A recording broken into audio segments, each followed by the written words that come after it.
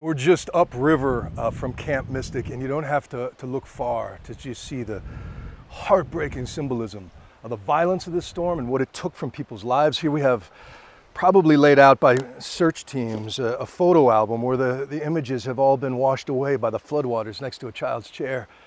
And then framing it above, look at the canoe bent around that tree, a good 30, 40 feet in the air. The hydrology in these canyons, of course, have been dangerous for decades. We've known that, but the planet is so much warmer now, and we're seeing in real time that these rain bomb events and the ensuing deadly flash floods are becoming even more violent. And for example, here, if you look at Camp Mystic, about 8 of their structures were inside FEMA's most dangerous floodplain there. But if you use a map used by the First Street Foundation, that number jumps to 17 buildings because FEMA does not account for flash flooding. So First Street Foundation does take into account these modern phenomenon, and as a result, it doubles the number of Americans who are at risk of these kinds of flooding events. And not just in hill country of Texas or the Southwest deserts, but cities like New York, where a big chunk of folks live in flood zones unwittingly, people in basements most vulnerable, because the dynamics there are the same as a canyon or arroyo. It's that water rushing on hard surfaces faster than you can run and bringing such destruction in its path. Catastrophic flooding in Rio Doce, moving cars and homes, leaving behind used boots and memories and picture frames. Got so full in the river that it started traveling backwards. Arturo Olivas and his family capturing these videos showing debris floating down the river, watching from afar and eventually deciding to leave their home for higher ground. So it was just like a whirlpool. Still trying to survey the damage 2 days later. We're kind of staying here and there, and it's been chaotic. And Arturo's daughter's house just next door. This is their house, and that's the light pole for this house. The family bringing boxes, hoping to salvage anything they can. And even after their personal devastation, the lives of those killed in the floods, including the small children, weighing heavy here. I could only imagine the last seconds of their life, how scared they were not to have their parents. In Rio Doce, Aaliyah Chavez, KOAT Action 7 News. You know, the power of water is pretty amazing, but still, I can't fathom it. What was once a narrow, beautiful pond in front of Philip Young's home is now a cliff with no safe way of getting across. A couple of friends are visiting him from Florida. What was supposed to be a one-night stay turned into a different adventure. The water washed over the driveway and just pushed all the trees and everything, and it just uprooted. This is what happened. It was pretty shocking when I walked around here for the first time. Although you'll see Young in our interview, it could only be done through the phone and our Zoom lens due to safety. Young says conditions on Wednesday looked normal at first. Then into the night, water started rushing in a way he's never seen before. We had a lot of rain, obviously. This beautiful pond was fed by 2 creeks on either side of my house. And the water, it was like, I've never seen anything like it, the amount of water that's come through here. And it just overwhelmed my drain system and flowed over the driveway and just ended up collapsing this part of the dam. It's, I never fathomed, or it was a little overwhelming to look at because I just really couldn't comprehend what I was looking at.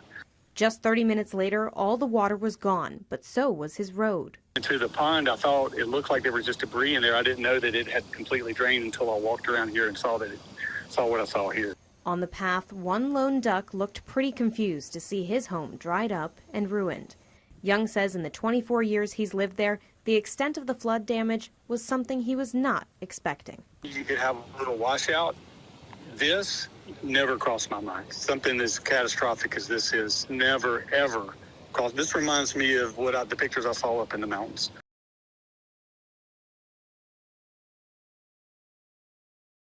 Hazy skies have swallowed skylines. As Canadian wildfire smoke blankets the state, the air quality has dropped into the unhealthy range in the metro until Monday. There will be patients coming to the ER. There will be patients coming to urgent cares because of the weather and the air quality. Dr. Andrew Steen is especially concerned about the most vulnerable. People with asthma or COPD who happen to need to go outside or choose to go outside, it's going to be a very bad weekend. Young athletes are also most at risk, and parents need to look out for specific symptoms. You notice that your kid is slower than normal or seems to be coughing more than normal. That might be their signs that they're having a problem. For many Minnesotans, the impact already being felt. Inhaler, oh. Dr. Chang Lo says pharmacies see a spike every time the air quality tanks. More people coming in for inhalers, probably eye drops, dry eyes. I've been seeing a lot of dry eyes in the last few days. Utilizing over-the-counter medication. Loratadine or Claritin, these are kind of my top go-tos. And knowing when to take it easy is your best bet. An ounce of prevention is worth a pound of cure.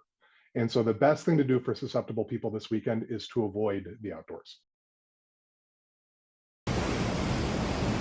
Heavy rain Sunday pummeling parts of central Texas, already reeling from last week's catastrophic flooding.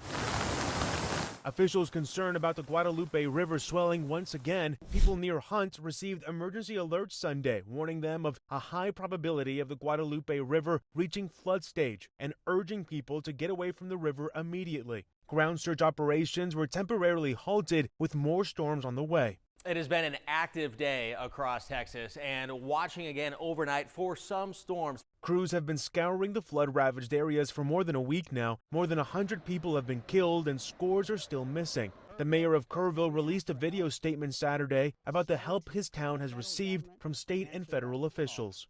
They showed up in force, and they've been here every day since, working 24/7. His comments come amid backlash over the Federal Emergency Management Agency's response. While search and rescue crews from around the country immediately rushed to help, FEMA did not arrive until Monday evening, days after any victims had been found alive. There's also many questions about the state's flood preparedness and a lack of immediate alerts notifying residents about the floods. Some Texas leaders are demanding answers. We can't just allow girls to drown in the middle of the night. We have to make sure we protect everyone.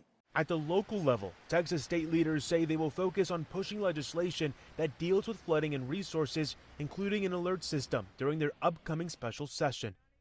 In Kerrville, Texas, I'm Ivan Rodriguez. Heavy rain over the weekend complicating search and rescue efforts in central Texas. The search continues. Unfortunately, we lost about a half or three-quarter of a day yesterday to the river going up. But like I said, like y'all said, I've been assured by the governor and the president, we will have the resources to get the job done. More than 2,000 people from multiple agencies are deployed to assist in the recovery efforts, according to the Kerr County Sheriff. And search and rescue remains our top priority. But we've moved on to also include recovery. And that's where we had the people out in the river basin doing a lot of work. We're trying to get a handle on things. So just be patient with it as we go forward. As the community grapples with the July 4th flooding that killed more than 130 people, including 27 campers and counselors at Camp Mystic in Hunt, Texas, messages of appreciation and concerns over rebuilding continue. I would love to have the ability to understand where businesses can look for assistance. Ourselves, we lost several $1 million in this disaster, as well as everybody else. This tragic event has proven the greatness of humanity. Please pray for the families who were affected. Thank you for blessing Kerr County with kind hearts and love of mankind.